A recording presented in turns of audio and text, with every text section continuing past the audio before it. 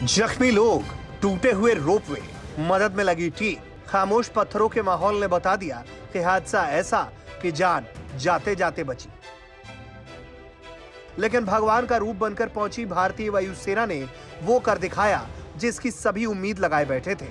ये मंजर झारखंड के देवघर में सबसे ऊंचे रोपवे पर हुए हादसे का है।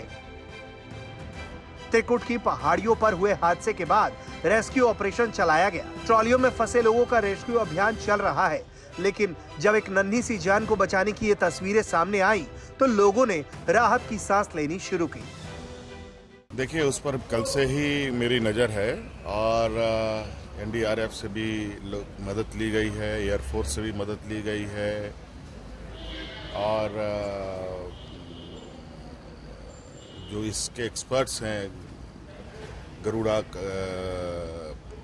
कमांडोज, उनका भी सहायता लिया जा रहा है और जो उस रोपवे को जिन लोगों ने बनाया है उनकी टीम भी पहुंच गई है और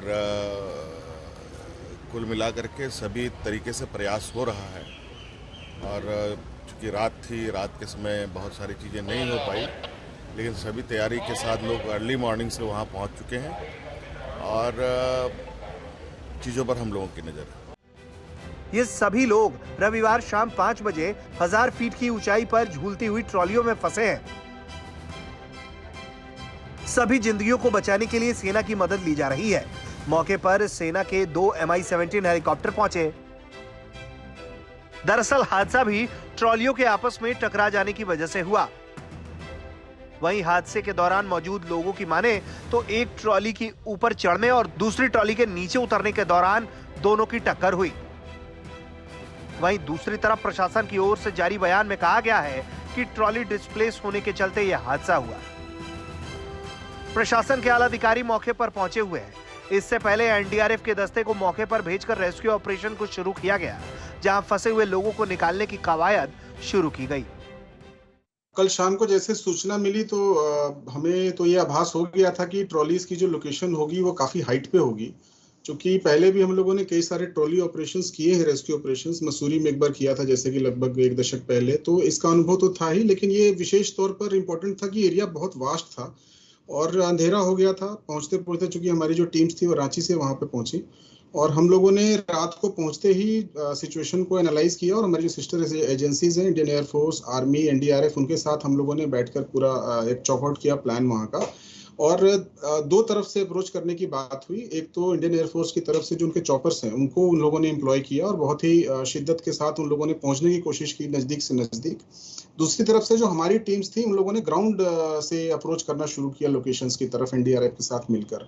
जो पहली ट्रॉली थी जो जमीन के साथ जो मैं कहूंगा सबसे नजदीक थी, वो लगभग 60 फीट के आसपास उसकी हाइट थी जमीन से, उस तक एक रोप पहुंचाई गई और उसके बाद पहला जो आज सुबह मैं कहूंगा ब्रेक थ्रू हुआ, हम लोगों ने 4 लोगों को वहां पर बहुत धीरे धीरे करके, चूंकि safety is of Paramount importance, हम नहीं चाहते थे कि किसी तरह का कोई लॉस हो हमारे जो जिनको हम रेस्क्यू कर रहे हैं, तो निश्चित रूप से एक बहुत बड़ा एक प्रेशर भी था हमारे ऊपर। तो फिर जो रोप्स के जो नॉट्स होते हैं, जो तरीका होता है रेस्क्यू का, उसको अपनाते हुए हम लोगों ने उन लोगों तक अपनी पहुंच बनाई और धीरे धीरे करके 4 लोगों को निकाला।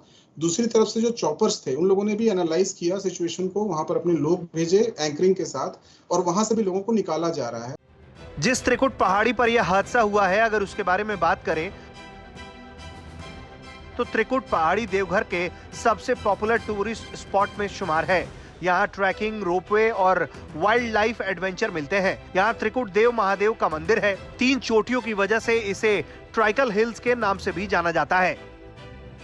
टूरिस्ट और तीर्थ स्थान होने के चलते यहाँ श्रद्धालु और पर्यटक दोनों आते हैं, जिसकी वजह से सुविधाओं का विस्तार करते हुए ये रोपवे बनाया गया था।